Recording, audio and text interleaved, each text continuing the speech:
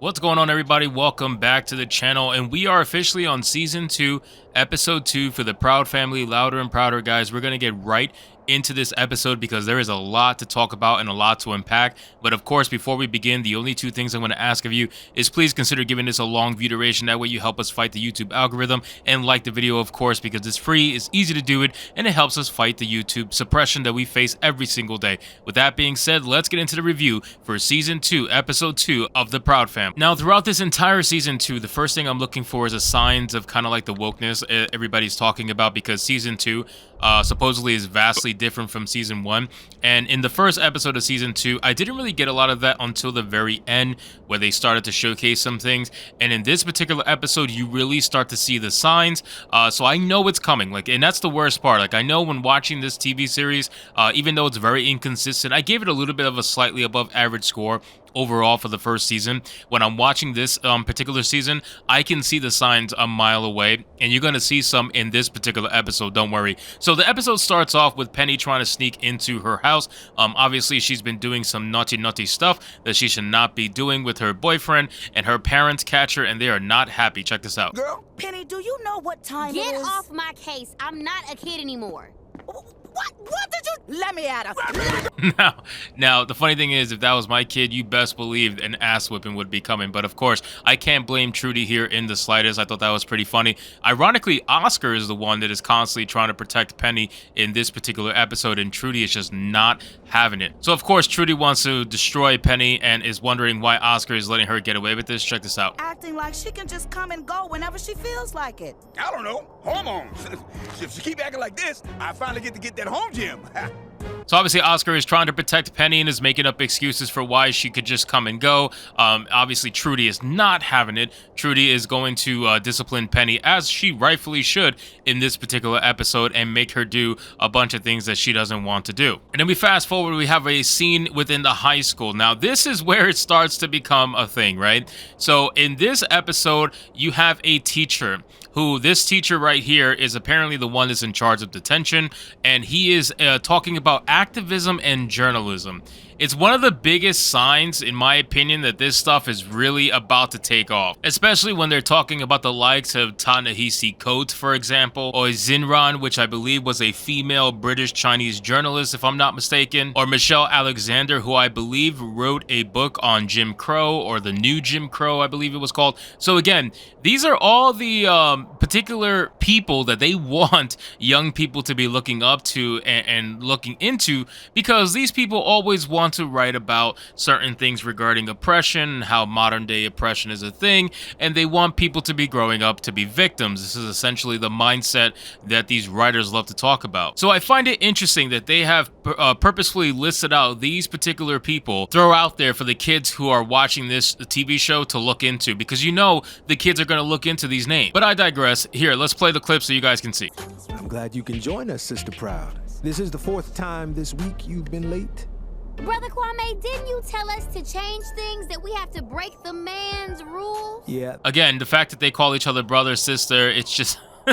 it's coming. I'm sure you guys can feel it. The wokeness is definitely coming. As stupid as it sounds, it definitely is, which is such a shame, because the first season really wasn't that woke, to be honest with you. There was like 1 or 2 episodes that had its tendencies, but overall it was just an okay TV show, which is fine. That's exactly what it should be, just average or maybe slightly above average. But it's definitely coming. I feel it in this particular season. I just feel it because, again, they're handling a lot of adult themes in each episode. The first episode really wasn't that many.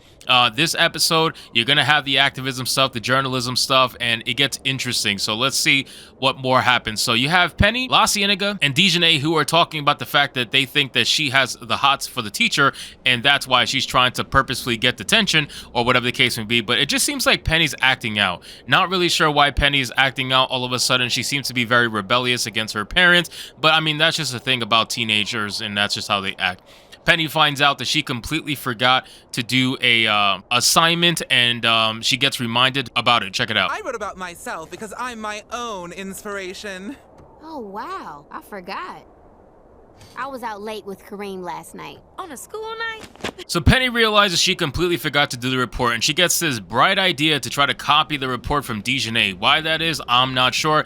Dejanay gets completely taken back by this because Penny never considered her to be smart at all, and she's taking this as a sign that Penny thinks she's smart for some reason. I think Penny's just desperate, honestly. So again, I find this scene to be a little weird, but she does end up letting her copy the report, and the teacher catches onto it right away. Check it out. Please approach my desk. Yes, Brother Kwame? Is something wrong? If you're going to copy a report, Sister Proud, I recommend that you read it first. So she got hardcore busted. I mean, it's pretty stupid because this line right here says, "I wouldn't be the woman I am today if it weren't for my 10 brothers and sisters."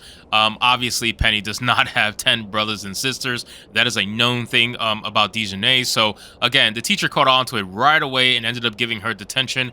Whether she actually wanted that or not, that's up to debate. So then you have Penny and her boyfriend hanging out at the ice cream parlor, and the Wiz ends up showing up. Check it out. Must got they money. And you close up. I've got homework. Uh-oh. Well, guess what? I've got your last check. You're fired. So she ends up getting fired, and then we continue, and Penny and her boyfriend are talking about the night previously. And the TV show is kind of hinting at that these kids did something. Again, they don't actually fully say what they did. You know, they throw little hints here and there. They're like, oh, we don't kiss and tell, all that good stuff. But it obviously seems like these two did something.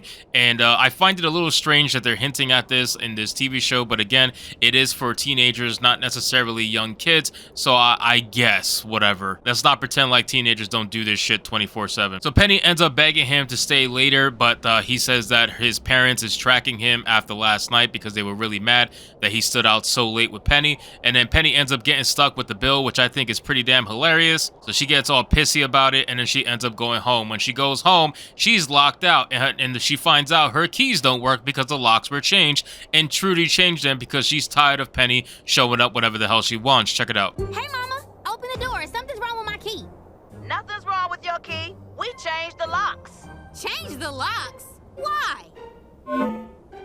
You was supposed to be home by 8. So Penny obviously is lying her face off about doing homework with friends, and Trudy knows this. Trudy wasn't born yesterday. Oscar knows it too, but of course he's going to want to protect Penny as much as possible. I do find it funny, the product placement for the Ring camera right here. At least that's what I think that's supposed to be. And Penny tries to sneak around and begs them to let her back in, but Trudy is ignoring them, and also her brother and sister are ignoring them as well. Oscar sneaks out the house and hands her some money and tells her to go to Sugar Mama's place, and that's where she'll be safe and be able to spend the night somewhere. But she can't spend the night there because Trudy's just not having it, and she won't let him do it. So Penny ends up running to catch the bus so she can go to Sugar Mama's house, and Sugar Mama ends up letting her in, and she's doing some weird exercise routine late at night. Check this out. Born with no state of mind, blind to the ways of mankind. God is smiling on me, but he's frowning. Honestly, Sugar Mama's about that life, man. Sugar Mama is definitely the hardcore thug of the show, and I can appreciate Sugar Mama all day long.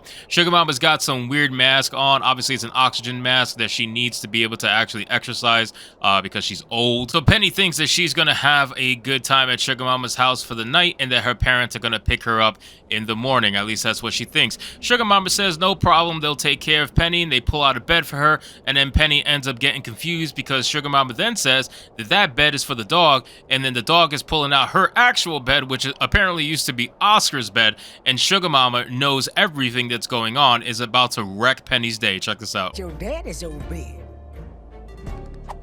I gotta sleep on the floor? You betcha. That's what bad girls get. Your daddy told me everything you did.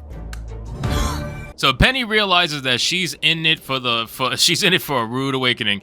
Sugar Mama is gonna run her through the ground essentially. So Penny is woken up the next day bright and early by the dog. I always forget the dog's name. And Sugar Mama basically puts her to work, makes her do an early morning workout routine with her, where she is not ready for this obviously. And then Sugar Mama says it's time for breakfast. Penny thinks she's about to get breakfast, but Sugar Mama's got something else in mind. Check it out. Eggs, bacon, grits, French toast, and fresh squeezed orange juice. What you sitting there cheesing for? You making it. Huh? So Penny ends up being the one who has to make breakfast for Sugar Mama and Bobby. She's getting completely slaved away, rightfully so, because she is obviously just acting up and they're trying to all teach her a lesson. Bobby loves the food, of course, and Sugar Mama loves the food as well. And Sugar Mama says it's time for her to do her feet. So Penny's got to do Sugar Mama's feet. And then the parents end up showing up, Trudy and Oscar, and Penny thinks that she is going to be rescued, but they got something else in mind. Check this out. Where are you going? To see my sister's new play in New York City. Ooh, I want to see Auntie D's new play. I'll go get my stuff. Don't bother. You're not invited. Daddy, please! You don't know what it's like here. Like heck I don't. So Penny ends up realizing that she's stuck there for about a week and there's no way that anybody's going to save her. She screams out for them to rescue her, and she's about to say something real bad about Sugar Mama, and Sugar Mama's not having it. Check it out. Feathers in my feet. I want you to clean up Bobby's room. You gonna learn. And the better you listen, the better we gonna get along. So Sugar Mama is about to whip that ass if Penny was not careful with what she was saying. And Sugar Mama ends up saying she's doing this because she loves Penny, but obviously Penny's not going to realize that just yet. Then they have a montage of Penny doing a whole bunch of cleaning activities, doing Sugar Mama's feet, which is crazy. I don't know if I want to use this as a thumbnail. I just might, who knows. But again, they showcase her doing a whole bunch of cleaning up and whatnot. Bobby ends up getting his room cleaned up, but Bobby hates it and makes her put it back to the messy state that it was in. And then we see this scene. Check it out.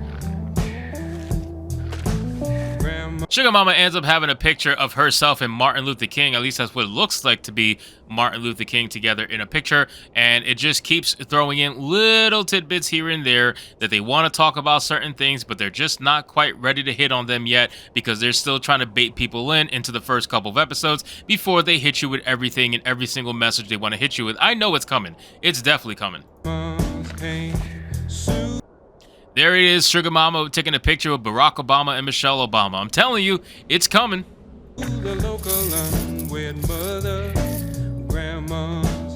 Penny ends up stealing the keys, thinking she's gonna get away, and Bobby was like, nope, that's not happening. And then she ends up, and to be punished, she ends up having to do both Sugar Mama's feet and Bobby's feet. This actually might be the thumbnail. I think this might be a very good thumbnail. Sugar Mama ends up inviting her friends over for some cards, and Penny has to slave away taking care of every single one of them, and then she gets visited by her friends. Check this out. Penny, we're going to the mall. Let's go. Run! Run where? And when y'all finish here, Her friends ended up getting caught in the entire situation. They had to clean and help out Penny and whatnot. Penny ends up getting baptized in the church. Why that is, I'm not really sure. But she is completely wasted, and now they're back at school. Check this out. If she was my grandma, I would. you would what? You would what, mayonnaise? Tell me. Run, y'all! So Sugar Mama's in the school and's got everybody scared because she is just running them through the mud. I'm telling you. They're doing their workout routine again. And then Penny actually ends up doing better than Sugar Mama. Check it out. You gonna let an old woman like me beat you? No! What? Oh, let me up! Help me! Help me! Help me! Oh! Sugar Mama! So Sugar Mama ends up busting her butt completely, but she gets saved by Dr. Payne, who puts her back together after Penny brought her to the hospital. And then Penny's got a completely different idea. Check this out. The way you took care of me and my daddy. So Penny ends up wanting to get revenge on Sugar Mama, which is actually kind of sad when you think about it. Poor old lady's stuck in a bunch of casts, and Penny's trying to take advantage of it and get revenge on Sugar Mama, which is crazy. Sugar Mama realizes that she's kind of stuck with Penny now, and Penny's about to have some fun with Sugar Mama. Check it out. Oh, look here. I'll see you later. I got a gig. Where you going, Bobby? You know you can't leave me here with this girl. Oh, Mom. Bobby ended up leaving Sugar Mama to hang and dry with Penny, and Penny is not having it. Penny's really trying to get revenge back on Sugar Mama. Check this out. You do know he's a boy dog, right? I do find that interesting that these woke people thought it was interesting to color code boy and girl on this dog. They started off with a pink bow, and then Sugar Mama said, you do know it's a boy, and they put a blue bow. Very interesting from these group of people that I'm pretty sure on Twitter and everything, they are virtue signaling nonstop about trans people. So I do find that pretty damn hilarious. Penny ends up visiting Bobby and asking him if he wants nachos with salsa, and Bobby says this. And my jalapenos. Oh, no, brother from another mother. You gotta get your own. So Penny ends up actually getting involved with Sugar Mama, taking care of her, enjoying actually taking care of her, partaking in activities with them, and then they get visited by her boyfriend and pappy. Check it out. I said boys, not real men like my pappy. Cuando él dijo, ¿te quieres divertir? Yo pensé que quería decir Colosilandia, no Guacalandia. Pappy is definitely the OG GOAT. Then they're back in school. We have the more activism and all this other nonsense.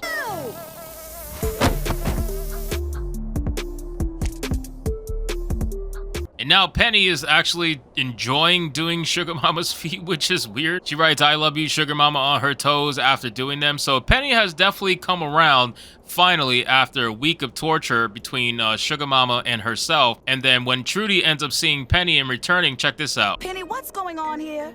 Sugar Mama and I were exercising, but she fell down some stairs, and then Dr. Payne said she couldn't move for a month. So I've been taking care of her and Uncle Bobby and Puff, and they need me. So Penny obviously made a big difference with Sugar Mama, and Trudy and Oscar are very proud of Penny and how far she's come. And Trudy kind of embraces Penny again and thanks her for everything and changing. And then they have a little bit of a scene here at the end. Check it out. I love you too, Mama.